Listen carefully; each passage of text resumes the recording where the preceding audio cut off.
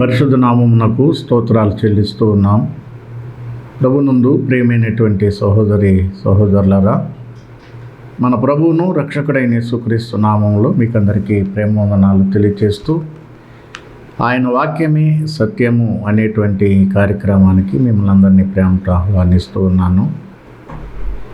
ఈ కార్యక్రమం ద్వారా దేవుని యొక్క వాక్యాన్ని మనము ధ్యానం చేయడానికి దేవుడు మనకిచ్చిన ఈ శ్రేష్టమైన సమయాన్ని బట్టి ప్రభువుని ఎంతగానో స్తుతిస్తూ, మరి ఈ మాటలు వింటున్న మీ అందరిని బట్టి ప్రభువుని గణపరుస్తూ ఈ మాటల ద్వారా మేలు పొందాలని ప్రభు పేరిట మీకు మనవి చేస్తూ ఉన్నాము. ప్రియులారా, మనము యోసేపు జీవితంలో నుండి కొన్ని సత్యాలను మనము ధ్యానం చేస్తూ ఉన్నాం. పరిశుద్ధ గ్రంథం అంతటిలో యోసేపు జీవితం మరి ఎంతో మాదిరికరమైనటువంటి జీవితంగా మనము చూడవచ్చు. కాబట్టి దైవ గ్రంథములో ఉన్న భక్తులు కొందరిలో యోసేపు ఒక మాదిరి కలిగినటువంటి జీవితాన్ని కలిగినటువంటి వాడు. యోసేపు జీవితంలో మన ప్రభు అయిన యేసుక్రీస్తు వారి యొక్క పోలికలు కూడా మనకి కనబడుతూ ఉన్నాయి.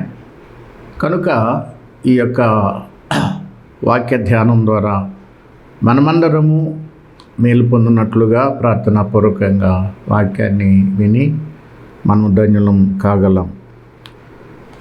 ఈ సమయంలో మనము ఆదికాండ గ్రంథం 37వ అధ్యాయములో మరి కొన్ని మాటలు మనము చదువుకుందాం. 5వ వచనంలో యోసేపు ఒక కలగని తన సహోదరులతో అది తెలియజెప్పగా వారు అతని మీద మరీ పగబట్టిరి. అలాగే 8వ వచనంలో అందుకతని సహోదరులు, నీవు నిశ్చయముగా మమ్మను ఏలెదవా, మా మీద నీవు అధికారి వగుదువా అని అతనితో చెప్పి అతని కలలను బట్టి అతని మాటలను బట్టి అతని మీద మరింత పగబట్టిరి. అలాగే 11వ వచనంలో కూడా చదువుకుందాం. అతని సహోదరులు అతని యందు అసూయపడిరి, అయితే అతని తండ్రి ఆ మాట జ్ఞాపకం ఉంచుకొనెను. చిన్న మాట ప్రార్థన చేద్దాం. పరిశుద్ధుడైన మా తండ్రి, ప్రేమ నమ్మకం కలిగిన మా ప్రియ ప్రభువా, నీకు స్తుతులు స్తోత్రాలు చెల్లిస్తున్నాము. క్రీస్తునందు మమ్మలను ప్రేమించి మాకు దయచేసిన గొప్ప రక్షణ భాగ్యాన్ని బట్టి మీకే కృతజ్ఞత స్తుతులు స్తోత్రాలు. రక్షణ పొందిన మేము ఈ లోకంలో ఎలాగున జీవించాలో, ఎలాగున మీ నామాన్ని మహిమపరచాలో నాయన, మరి ఆ సంగతులన్నీ నీ పరిశుద్ధ గ్రంథములో మీరు రాయించి మాకు అనుగ్రహించినందుకు స్తోత్రాలు చెల్లిస్తున్నాం.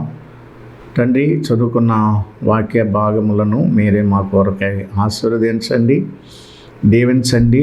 మీరు మాకు బోధించేటువంటి ప్రతి లేఖన సత్యాన్ని విని గ్రహించుకొని గైకొని ఆ సత్యాన్ని అనుసరించి నడుచుకునేటువంటి కృపను మాకందరికీ కూడా మీరే దయచేదురని మా రక్షకుడు ప్రభు అయిన యేసుక్రీస్తు నామములో స్తోత్రాలు అర్పించి వినయంతో వేడుకుంటున్నాము తండ్రి, ఆమెన్. ప్రభునందు ప్రియమైనటువంటి సహోదరులారా, మనం చదువుకున్నటువంటి వాక్య భాగంలో పగబట్టిరి, మరింత పగబట్టిరి, అసూయపడిరి అనేటువంటి మాటలు మనం చూస్తున్నాం. ఎవరి మీద, ఎందుకు అని గనక మనము ఆలోచన చేసినట్లయితే, యోసేపు మీద తన అన్నలు పగబట్టినట్టుగా, మరి అసూయపడినట్లుగా మనం లేఖనాల్లో మనం చదువుకున్నాం. ఇంతకీ యోసేపు మీద పగబట్టడానికి కారణాలు ఏమిటి చూద్దాం.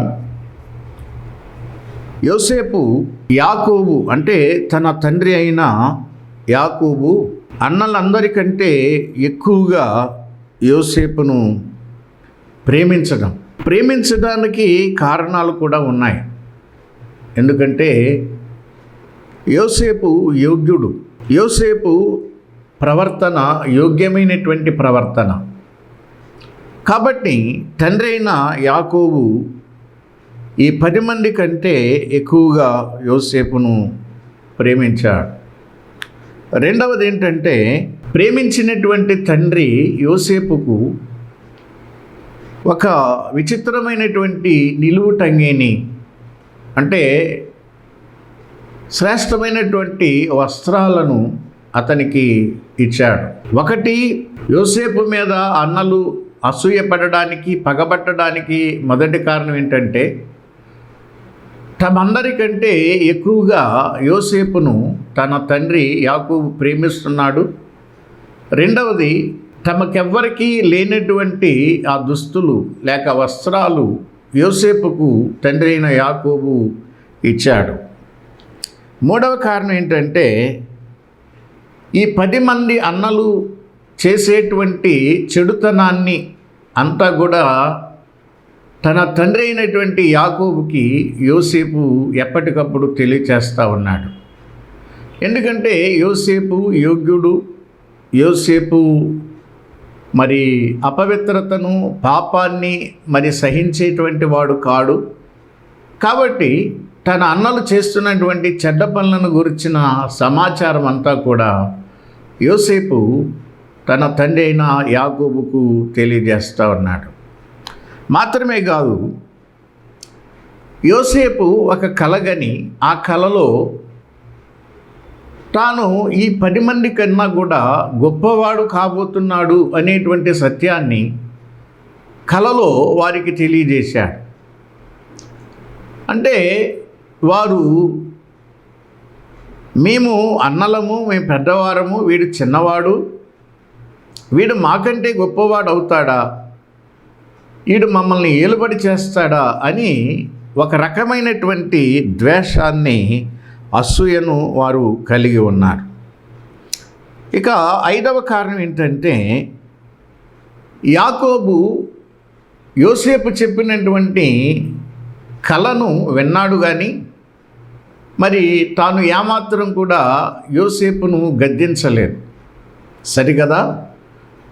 యోసేపు కల ద్వారా తెలియజేసినటువంటి ఆ సంగతులను యాకోబు తన మనసులో ఉంచుకున్నాడే తప్ప, నీవు చిన్నవాడివి, నీవు మమ్మల్ని ఏలతావా అని మరి యోసేపును గద్దించిన వాడు కాదు కనుక, ఆ విధంగా కూడా యోసేపు మీద ఈ 10 మంది అన్నలు 5 కారణాలను బట్టి పగబట్టారు, మరింత పగబట్టారు, అసూయపడ్డారు అని మనము దేవుని వాక్యంలో చదువుతున్నాం. ప్రియులరా, వీరి యొక్క అసూయకు, వీరు పగబట్టడానికి అసలు అవి కారణాలు కానే కాదు. ఎందుకంటే తన తోటి సహోదరుడు వర్ధిల్లుతూ ఉన్నాడు, అభివృద్ధిలోనికి వస్తాడు అనేటువంటి ఆ మాటలు విన్నప్పుడు వారు సంతోషించాలి.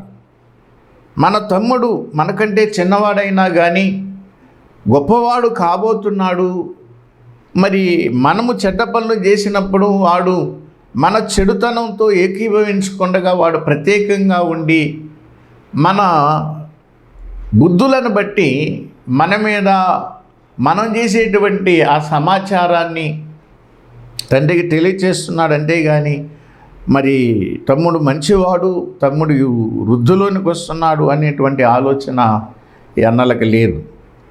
కాబట్టి ప్రియులరా, ఈ అన్నల యొక్క అసూయ లేకపోతే ఈ యొక్క పగబట్టడం అనేది చాలా చెడ్డది అని మనం దేవుని యొక్క వాక్యము తెలియచేస్తూ ఉంది. ఎందుకంటే యోబు గ్రంథములో 5వ అధ్యాయములో మనము చూసినట్లయితే ఒక మాట మనము ఇక్కడ గమనించవచ్చు ప్రియులారా. చూడండి, 5వ అధ్యాయము 2వ వచనంలో, దౌర్భాగ్యమును గురించి ఏడ్చుట వలన మూఢులు నశించెదరు, బుద్ధి లేని వారు అసూయ వలన చచ్చెదరు అనే మాట ఇక్కడ మనం చదువుతున్నాం. అసూయ అనేది మరి పైకి కనబడనటువంటి ఒక క్యాన్సర్ రోగంతో సమానమైనటువంటి పాపం. ప్రియులారా, క్యాన్సర్ అనేది పైకి కనబడదు, అది ముదిరిపోయిన తర్వాత కానీ అది బయటపడదు. అప్పటికే అది ముదిరిపోయింది కాబట్టి అది ప్రాణాంతకమైనటువంటి వ్యాధిగా పరిణమిస్తూ ఉంది.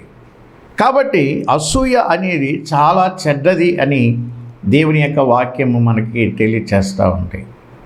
ప్రియులారా, ఇక్కడ మనం చదువుకున్నటువంటి వాక్య భాగంలో అసూయ వలన మనుషులు చచ్చిపోతారని ఉంది.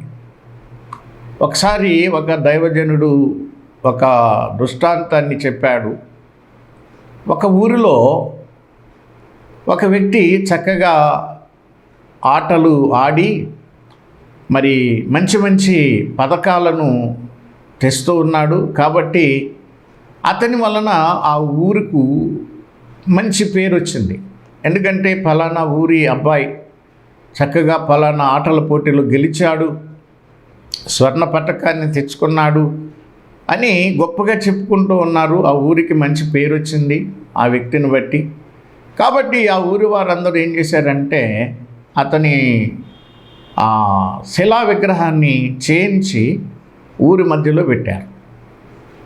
అయితే ఇది ఆ ఊరిలో ఒక వ్యక్తికి ఏమాత్రం కూడా ఇష్టం లేదు.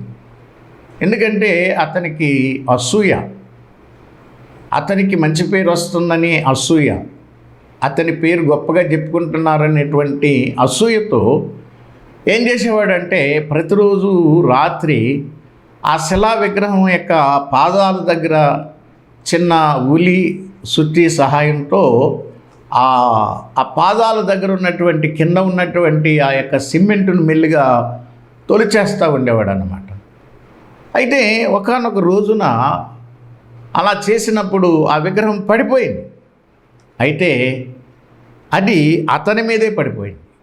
ప్రియులారా, గమనించండి, తెల్లవారు చూసేటప్పటికి ఈ శిలా విగ్రహం మీద ఇతడు పడి ఉన్నాడు, చచ్చిపోయాడు. చూసారా, అసూయ అనేది మరి అతని ప్రాణాన్ని తీసివేసింది. ఎవరి మీద అయితే అసూయ పడుతున్నాడో అతనికి పెద్దగా నష్టం కలగలేదు, కానీ తన యొక్క అసూయ వలన తానే చచ్చిపోయినట్టుగా ఈ కథలో మనం చూస్తాం. కాబట్టి అసూయ వలన చచ్చెదరు అనేటువంటి బైబిలు సత్యం ఎంత గొప్పదో చూడండి. నిజంగా అసూయ అనేది మనిషిని చంపేస్తుంది. అసూయ ఎముకలకు కుళ్ళు అని కూడా సామెతల గ్రంథంలో ఒక మాట రాయబడి ఉంది. అంటే బోన్ క్యాన్సర్ లాంటిదన్నమాట. కాబట్టి అసూయ అనేది చాలా చెడ్డదిగా మనం ఇక్కడ గమనిస్తూ ఉన్నాం. కాబట్టి ఈ యోసేపు యొక్క అన్నలు 10 మంది కూడా యోసేపు మీద అసూయపడి కొంత ఇబ్బంది పెట్టినట్టుగా మనము దైవగ్రంథంలో చూస్తూ ఉన్నాం. అయితే వారి యొక్క అసూయ వారికి చాలా నష్టాన్ని కలిగజేసినట్టుగా తర్వాత అధ్యాయాల్లో మనం చూడగలం. మంచిది ప్రియులారా, అందుకని పేతురు భక్తుడు మొదటి పేతురు పత్రికలో 2వ అధ్యాయంలో మరి మొదటి 3 వచనాల భాగంలో ఆయన ఒక మాట చెప్పాడు, అసూయ అనేది ఉండకూడదు అన్నాడు. చూద్దాం, పేతురు రాసినటువంటి మొదటి పత్రిక 2వ అధ్యాయము మొదటి 3 వచనాలు గనుక మనము గమనించినట్లయితే ఇక్కడ అసూయ అనేటువంటిది కనబడతా ఉంది. ప్రభు దయాళుడని మీరు రుచి చూచి ఉన్న ఎడల సమస్తమైన దుష్టత్వమును, సమస్తమైన కపటమును, వేషధారణను, అసూయను, సమస్త దూషణ మాటలను మాని అనే మాట చూస్తున్నాం. అసూయ అనేది ఒకవేళ గనక నీకు ఉన్నట్లయితే నువ్వు దానిని మానుకోవాలని బైబిల్ చెప్తుంది. ఎందుకంటే అసూయ వలన చాలా నష్టాలు ఉన్నాయి. మన ప్రాణానికి అపాయాన్ని తెచ్చిపెట్టేటువంటి పరిస్థితి అసూయలో మనకి కనబడతా ఉంది. అంత మాత్రమే కాదు, మరి గలతీ పత్రికలో కూడా మరి అపొస్తలుడైనటువంటి పౌలు ఈ మాట చెబుతూ ఉన్నాడు. చూడండి, గలతీలకు రాసిన పత్రిక 5వ అధ్యాయము మరి 19వ వచనంలో చూసినట్లయితే శరీర కార్యములు స్పష్టమై ఉన్నవి. అవేవనగా జారత్వము, అపవిత్రత, కాముకత్వము, విగ్రహారాధన, అభిచారము, ద్వేషములు, కలహము, మత్సరములు, క్రోధములు, కక్షలు, భేదములు, విమతములు, అసూయలు, మత్తతలు, అల్లరితో కూడిన ఆటపాటలు మొదలైనవి, వీటిని గురించి నేను మునుపు చెప్పిన ప్రకారము ఇట్టి వాటిని చేయువారు దేవుని రాజ్యమును స్వతంత్రించుకొనరని మీతో స్పష్టముగా చెప్పుచున్నాను అంటున్నాడు. ప్రియమైన వారులారా, గమనించండి, ఇక్కడ ఈ లిస్టులో 2 మాటలు మనకు కనబడతా ఉన్నాయి. ఒకటేంటంటే మత్సరము, మరి అసూయలు అనే మాటలు చూస్తూ ఉన్నాం. ఈ 2 కూడా మరి దేవుని రాజ్యములో మనము ప్రవేశించడానికి ఇవి ఆటంకాలుగా కనబడతా ఉన్నాయి. అందుకని ఇక్కడ స్పష్టంగా అపొస్తలుడైనటువంటి పౌలు ఈ మాటలు మనకి జ్ఞాపకం చేస్తూ ఉన్నాడు. ఇటువంటి వాటిని కలిగి ఉన్నటువంటి వారు దేవుని రాజ్యమును స్వతంత్రించుకొన్న నేరరు అనే మాట చూస్తున్నాం ప్రియులారా. కాబట్టి అసూయ అనేది చాలా చెడ్డదిగా మనం చూస్తూ ఉన్నాం. ఎదుటి వాళ్ళు బాగుంటే, ఎదుటి వాళ్ళు వృద్ధి చెందుతూ ఉంటే, ఎదుటి వాళ్ళు మరి అభివృద్ధి చెందుతూ ఉంటే వారవలేని తనము అనేదాన్నే అసూయ అంటారు. ఈ అసూయ అనేది చాలా చెడ్డదిగా మనం చూస్తూ ఉన్నాం. కనుక మన జీవితంలో అసూయ అనేది లేకుండా మనం చూసుకోవాలి అనేది ఈ సమయంలో మనము జ్ఞాపకం చేయబడతా ఉన్నాం.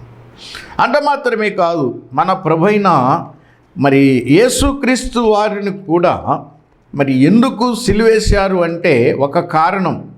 మరి మత్తయి సువార్త 27వ అధ్యాయములో మనము ఈ మాటలు చదువుతాం ప్రియులారా. మత్తయి సువార్త 27వ అధ్యాయము 17-18 వచనాలు కలిసి ఉన్నాయి. కాబట్టి జనులు కూడి వచ్చినప్పుడు పిలాతు, నేనెవరిని విడుదల చేయవలెనని మీరు కోరుచున్నారు? బరబ్బనా లేక క్రీస్తు అనబడిన యేసునా అని వారిని అడిగాను. ఎలయనగా వారు అసూయ చేత ఆయనను అప్పగించిరని అతడు ఎరిగి ఉండెను. ప్రియమైన వారలారా, ఆనాడు రోమా గవర్నర్ అయినటువంటి పొంతు పిలాతు దగ్గరకు యేసుక్రీస్తు ప్రభు వారిని తీసుకొని వచ్చినప్పుడు మరి ఆయన ప్రభువుని విమర్శ చేశాడు. అయితే ప్రభువులో ఆయనకి ఎటువంటి మరి పాపము కనబడలేదు కాబట్టి ఈయన నిర్దోషి అన్నాడు. కానీ అక్కడున్నటువంటి యూదులు మరి అసూయపడి మరి ప్రభువుని సిలువ వేయాలి అని వారు ఏకపెట్టున వారు కేకలు వేసి మరి పిలాతుని ఒత్తిడి చేసినట్టుగా మనం ఇక్కడ చూస్తూ ఉన్నాం. అసూయ అనేది ఎంత చెడ్డదో చూడండి. నిర్దోషి, నిష్కల్మషుడు, పాపులలో చేరక ప్రత్యేకంగా ఉన్నటువంటి ఆ ప్రభు అయినటువంటి యేసుక్రీస్తు వారిని సిలువకు అప్పగించారు అంటే దానికి బలమైనటువంటి ఒక కారణం మనం చూస్తున్నాం, అసూయ ప్రియులారా. కాబట్టి మన ప్రియ ప్రభు కూడా మరి అసూయ అనేది మరి మన ప్రభువుని ఎంతో శ్రమల పాలు చేసినట్టుగా మనం ఇక్కడ చూస్తూ ఉన్నాం. కాబట్టి అసూయ అనేది చెడ్డది అని మనం గమనిస్తూ ఉన్నాం. మరి ఆదికాండం 37వ అధ్యాయము 6వ వచనంలో మనం చూసినట్లయితే, అతడు వారిని చూచి, నేను కనిన ఈ కలను మీరు దయచేసి వినుడి. అదేమనగా, మనము చేనిలో పనను కట్టుచుంటిమి, నా పన లేచి నిలుచుండగా మీ పనలు నా పనను చుట్టుకొని నా పనకు సాష్టాంగ పడెనని చెప్పాను. ఇక్కడ 6వ వచనం నుండి మరి 11 వచనాల భాగములో యోసేపు తాను కనినటువంటి కలలను గురించి తన అన్నలకు తల్లిదండ్రులకు కూడా మరి ఆయన చెబుతూ ఉన్నాడు. మరి ఈ కలలో మనం ఏం చూస్తున్నామంటే, యోసేపు ఏలుబడి చేసేవాడుగా అవుతాడు అని దేవుడు ముందుగానే యోసేపుకు బయలుపరిచాడు. యోసేపుకే కాదు, మరి యోసేపు యొక్క అన్నలకు అలాగే తల్లిదండ్రులకు కూడా దేవుడు బయలుపరిచాడు. మరి దేవుడు చేయబోయేటువంటి కార్యాన్ని ఎవరు ఆపగలరు? అది దేవుడు బయలుపరిచినటువంటి విషయం కనుక మరి యోసేపు ఏమాత్రం కూడా భయపడకుండగా మరి దేవుడు బయలుపరిచినటువంటి సత్యము అని తాను గట్టిగా నమ్మి మరి ఆ సత్యాన్ని తన అన్నలకు తన తల్లిదండ్రులకు ప్రకటించాడు. ఇది తప్పు కాదు. ఎందుకంటే మన దేవుడు బయలుపరిచినటువంటి విషయాలను మరి ప్రకటించాడు. అది యోసేపు చేసినటువంటి పని. ఎందుకంటే యోసేపును దేవుడు భవిష్యత్తులో గొప్ప ఏలికగా చేయబోతున్నాడు అనేటువంటి సత్యాన్ని దేవుడు యోసేపుకు బయలుపరిచాడు.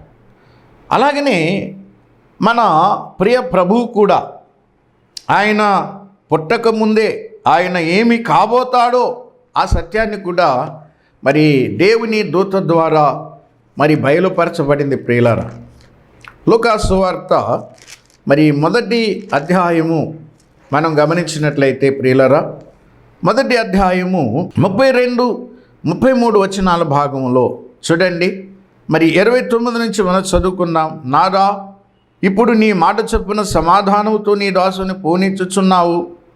అన్యజనులకు నిన్ను బయలుపరచుటకు వెలుగుగాను, నీ ప్రజలైన ఇశ్రాయేలుకు మహిమగాను, నీవు సకల ప్రజల ఎదుట సిద్ధపరిచిన నీ రక్షణ నేను కన్నులారా చూచి తిని. చూడండి, యోసేపును ఆయన తల్లియు ఆయనను గూర్చి చెప్పబడిన మాటలను విని వారు ఆశ్చర్యపడ్డారు అనేటువంటి మాట ఇక్కడ మనం చూస్తూ ఉన్నాం ప్రియులారా. అవును, యేసుక్రీస్తు ప్రభువారు ఏ విధంగా ఆయన మరి ఈ లోకానికి వస్తాడో, మరి ఎందుకు ఆయన వస్తాడో, ఏ విధంగా ఆయన మహిమపరచబడతాడో, మరి అనే సంగతులు సిమెయోను ద్వారా దేవుడు ఆనాడు యోసేపు యొక్క ఆ భార్య అయినటువంటి మరియకు, ఆయనకు, అక్కడున్నటువంటి దేవాలయంలో ఉన్నటువంటి భక్తులకు మరి దేవుడు బయలుపరిచాడు. ప్రియులారా, 34వ వచనంలో గమనించినట్లయితే సిమెయోను వారిని దీవించి, ఇదిగో అనేక హృదయ ఆలోచనలు బయలుపడినట్లు ఇశ్రాయేలులో అనేకులు పడుటకును తిరిగి లేచుటకును వివాదాస్పదమైన గుర్తుగా ఈయన నియమింపబడి ఉన్నాడు అని ఇక్కడ యేసుక్రీస్తు ప్రభువారి గురించి చక్కటి మాటలు సిమెయోను ఇక్కడ పలికినట్టుగా మనం చూస్తూ ఉన్నాం ప్రియులారా. అవును, మరి దేవుడు బయలుపరిచినటువంటి సంగతులు, దేవుడు నిర్ణయించినటువంటి సంగతులు, దేవుడు ఒక వ్యక్తిని గురించి తన ఏర్పాటులో, తన సంకల్పములో ఆ వ్యక్తి ఏమి కాబోతాడు అనేటువంటి సంగతులను దేవుడు ఆనాడు తన ప్రవక్తల ద్వారా, తన భక్తుల ద్వారా, మరి కలల ద్వారా కూడా దేవుడు మరి ఆయన ప్రజలకు బయలుపరిచినట్టుగా మనం ఇక్కడ చూస్తాం. మన ప్రియ ప్రభువు ఈ లోకానికి వచ్చినప్పుడు ఆయన వివాదాస్పదమైనటువంటి గుర్తుగా ఉంటాడు అనేటువంటి మాట ఇక్కడ సిమెయోను ద్వారా దేవుడు పలికించాడు. అవునండి, యేసుక్రీస్తు పేరు చెప్పగానే మరి ఆయన ఏదో ఘోరాతి ఘోరమైనటువంటి పాపాలు చేసినట్టుగా, ఏదో ఆయన కాని పనులు చేసినట్టుగా అందరూ కూడా మరి వ్యతిరేకమైనటువంటి భావముతో ఆయన పట్ల వ్యవహరిస్తూ ఉంటారు. ఆయన ఒక వివాదాస్పదమైనటువంటి గుర్తుగా మారిపోయాడు. మరి ఎందుకు అలాగా ఆయన చేయబడ్డాడు అంటే అది దేవుని యొక్క ఏర్పాటు ప్రియులారా. మరి అనేక మంది ఆయనను తృణీకరించి మరి ఘోరాతి ఘోరంగా శిలువ శ్రమలను ఆయనకు కలిగించి శిలువలో ఆయనను చంపి సమాధి చేసినప్పుడు ఆయన సమాధిని, మరణాన్ని జయించి తిరిగి లేచి ఆయన పరలోకానికి వెళ్ళి తండ్రి కుడి పార్శ్వమున కూర్చొని విజ్ఞాపన చేస్తూ అతి త్వరలో రాబోతున్నటువంటి యేసుక్రీస్తు ప్రభువారిని గురించి కూడా అనేక సంగతులు ఆయన జన్మించక ముందే బయలుపరచబడినటువంటి సంగతులు భక్తుడు యోసేపు ఇక్కడ అనగా సిమెయోను బయలుపరిచినట్టుగా మనం ఇక్కడ చూస్తూ ఉన్నాం. మరి అనేకమైనటువంటి సంగతులు మరి దేవుడు తన భక్తుల ద్వారా తన భక్తుల గురించి ఆయన బయలుపరిచాడు. తన ప్రియ కుమారుడైన యేసుక్రీస్తు వారి గురించి మరి విశేషంగా అనేక సంగతులు ఆయన బయలుపరిచినట్టు మనం చూస్తూ ఉన్నాం. కాబట్టి మనము ఆయన పిల్లలమైన మనము కూడా అనేకమైనటువంటి శ్రమలను సహించితేనే మనం ఏలుబడి చేస్తాం. ఎందుకంటే యేసుక్రీస్తు ప్రభువారు ఆయన శరీరధారిగా ఉన్నప్పుడు చెప్పాడు, ఇదిగో లోకములో మీకు శ్రమ కలుగును, అయినా మీరు ధైర్యము తెచ్చుకోండి అన్నాడు. ప్రియమైన వారలారా, మరి ప్రకటన గ్రంథం 5వ అధ్యాయము 9, 10 వచనాల్లో మన ప్రియ ప్రభువారు మరి ఎలాగైతే ఆయన ఏలుబడి చేస్తూ ఉండబోతున్నాడో అలాగే మనము కూడా ఏలుబడి చేస్తాము అనేటువంటి సత్యాన్ని ఇక్కడ రాయబడి ఉంది. చూడండి 9, 10 వచనాలు ప్రకటన గ్రంథం 5వ అధ్యాయంలో. ఆ పెద్దలు, నీవు ఆ గ్రంథమును తీసుకొని దాని ముద్రలను విప్పుటకు యోగ్యుడవు, నీవు వధింపబడిన వాడవై నీ రక్తం ఇచ్చి ప్రతి వంశములోను ఆయా భాషలు మాట్లాడువారిలోను ప్రతి ప్రజలోను ప్రతి జనములోను దేవుని కొరకు మనుషులను కొని మా దేవునికి వారిని ఒక రాజ్యముగాను యాజకులుగాను చేసేటివి గనుక వారు భూలోకమందు ఏలుదురని కొత్త పాట పాడుదురు అని. భూలోకమందు ఏలుదురు అనేటువంటి మాట ఇక్కడ చూస్తాం. ఎందుకంటే మనము ఆయనతో కూడా శ్రమ పొందిన వారమైతే, ఆయనతో కూడా మనము శ్రమలను సహించిన వారమైతే, రేపొద్దున ఆయన ఏలుబడి చేసినట్టుగా మనము కూడా రేపు ఏలుబడి చేసేటువంటి ఆ స్థితిలో ఆ యొక్క ఉన్నతమైనటువంటి స్థానంలో మనము ఉంటాము అని దేవుని యొక్క వాక్యం మనకి తేటగా తెలియచేస్తూ ఉంది. ప్రియులారా, అపొస్తలుడైనటువంటి పౌలు తిమోతికి రాసిన 2వ పత్రిక మరి 2వ అధ్యాయము ఆ 12వ వచనంలో కనుక మనం చూసినట్లయితే, సహించిన వారమైతే ఆయనతో కూడా ఏలుదుము, ఆయనను ఎరుగమంటే మనలను ఆయన ఎరుగనను అన్నాడు. ఇక్కడ సహించిన వారమైతే, ప్రియులారా, మనము ప్రభు కొరకు శ్రమలను సహించిన వారమైతే మనము రేపు ఏలుబడి చేస్తాం అనేటువంటి సత్యాన్ని దేవుడు ఇక్కడ మనకి జ్ఞాపకం చేస్తూ ఉన్నాడు. ప్రియమైన వారలారా, గమనించండి, మనము ప్రభువుని నమ్ముకున్నప్పుడు ప్రభు నిమిత్తము మనము అనేక నిందలు, అనేక హింసలు, అనేక శ్రమలను మనము అనుభవించుచు శ్రమల గుండా మనం ఈ లోకంలో ప్రయాణం చేయవలసి ఉంది. ఎందుకు అంటే మనము ఆయన నిమిత్తం మనం శ్రమలు పాలు అవుతూ శ్రమ పడుతూ సహిస్తూ ముందుకు సాగినట్లయితే రేపు ఆయన ఈ ప్రపంచాన్ని ఏలబోతున్నాడు. కాబట్టి అదే వరుసలో మనము కూడా ఈ భూలోకములో ఏలుబడి చేసే వారంగా ఉంటామని మనము జ్ఞాపకం చేయబడతా ఉన్నాం. ప్రియులారా, ఇక్కడ మనము ఒక విషయాన్ని గమనించాలి. యోసేపు గొప్ప ఏలుబడి చేసేటువంటి ఒక ఏలికగా ఉండబోతున్నాడు అనేటువంటి సత్యాన్ని దేవుడు బయలుపరిచాడు, వాస్తవమే. కానీ ఆ స్థితికి, ఆ స్థానానికి వెళ్ళడానికి దాదాపు 13 సంవత్సరాల కాలం పట్టింది.